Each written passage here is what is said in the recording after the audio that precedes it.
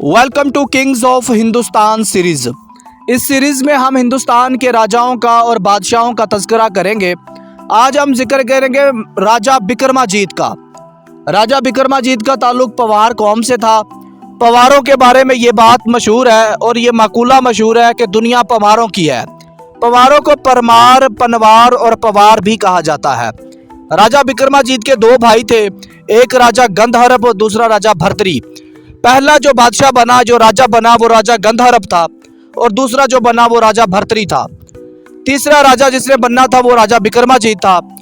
लेकिन राजा बिक्रमाजीत के बड़े भाई ने अपने सबसे बड़े भाई यानी कि राजा गंधहरप को कत्ल कर दिया और उसका तख्त छीन लिया और खुद तख्त नशी हो गया। फिर उसने ये सोचा कि जैसे मैंने अपने बड़े भाई राजा गंधहरप को कत्ल करके उसके तख्त पर कब्जा किया है, कहीं राजा बिक्रमाजीत भी मुझे कत्ल करके मेरे तख्त पर कब्जा ना कर ले, तो इससे बेहतर है कि मैं राजा बिक्रमाजीत को कत्ल कर दूं। जब ये बात राजा बिक्रमाजीत को पता चली तो वो साधु बन गया और साधुओं के साथ मुल्क से निकल गया।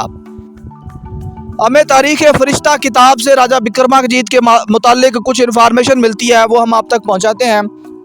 वो लिखते हैं, बिक्रमाजीत का ताल्लुक़ पवार कौम से था। वो तबीयत का बहुत नेक था। उसकी हकीकत इन किस्सों और रवायतों से मालूम की जा सकती है जो हिंदुओं में कहानियों की तरह मशहूर है। राजा बिक्रमाजीत इब्तिदाई जवानी से कई साल तक फ़कीरों की शक्ल इख्तियार किए। इन्हीं के गिरोह में शामिल होकर जगह जगह सफ़र करता और मुशाहिदे करता, चीज़ों को परखता रहता। जब उसकी उम्र 50 साल हुई तो उसने गैबी रहनुमाई से मैदान जंग में कदम रखा। चूँकि खुदा की मर्ज़ी इसी में थी कि ये फ़कीर एक बहुत बड़ा फरमा रवा बने और खुदा के बंदों को जालिम हुक्मरानों के पंजे से आज़ाद कराए। इसलिए बिक्रमाजीत को बड़ी तरक्की हासिल होती गई, यहाँ तक कि कुछ ही अरसा में नहरवाला और मालवा इसके कब्ज़े में आ गए।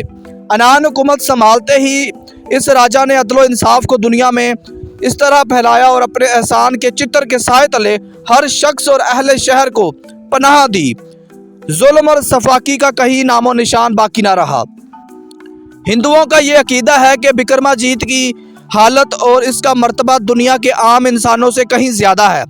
उसके इरफान और रोशन ज़मीरी के मुतल्लिक कहा जाता है कि जो बात उसके दिल में होती थी वो बग़ैर किसी कमी बेशी के ज़ाहिर हो जाती थी और हर अच्छा या बुरा वाक़या जो रात को इसके मुल्क में होता था उसकी इतला इसे दिन में हो जाती।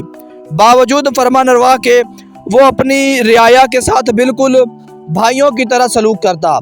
उसके घर का तमाम सरमाया एक मट्टी का प्याला और एक बोरे का बिस्तर था।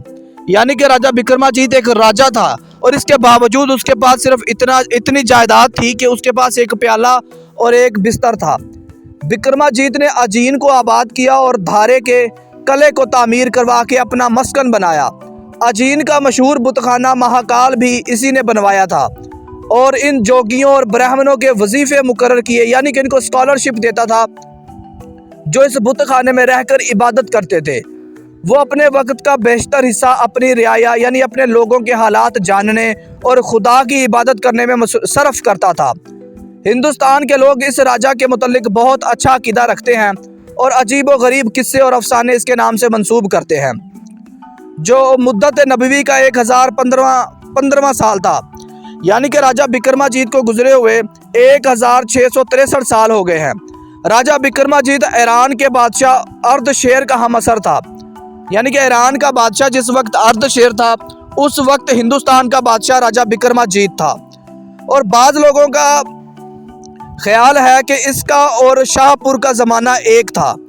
बिक्रमाजीत के आखिरी ज़माने में एक ज़मींदार ने जिसका नाम सालबाहन था उस पर हमला किया, जिसके नतीजे में एक जंग हुई और जंग में राजा बिक्रमाजीत कत्ल हो गया।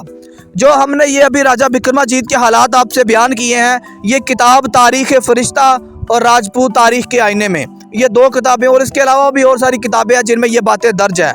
बिल्कुल सेम हमने आपके साथ बयान किया है। ये थी राजा बिक्रमाजीत की ज़िंदगी की थोड़ी सी हिस्ट्री और मालूमात जो हमने आप तक पहुँचाई।